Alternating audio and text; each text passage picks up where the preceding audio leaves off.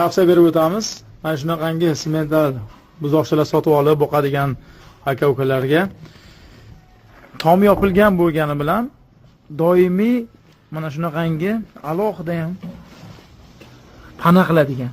Ya'ni buzoqchangizdan taxminan bo'ladi, uncha jo'k ko'p baland bo'lmasa ham mana shunaqangi baland bo'lsa, alohida yana to'siq qilingki, chunki buzoqchalarimiz o'zidan chiqqan issiqlik yo'qolib ketmaydi. O'zini o'zi himoya qiladi va bu esa energiyaning sarfini kamaytiradi. Yana buzoqchalarimiz yanada sog'lom va energiya yetarli bo'lib, yaxshi vazn oladi. Ham tagini ham unutmaymiz, tagiga ham mana shunday somonlar bo'lsa, maza qilib issiqlanib yotadi, kasal bo'lishini ham oldini oladi. Ayniqsa hozir havo soviyotgan vaqtda ko'p energiya talab qiladi organizm. Shu vaqtda mana shunaqangi to'siqlar, ya'ni tepadan va yon atrofdagi tagidan yaxshigina somonli bir yotadigan joy bo'lsa, buzoqchalaringizda sog'ligi oshib, kunlik vazni ham oshib, sizni xursand qiladi.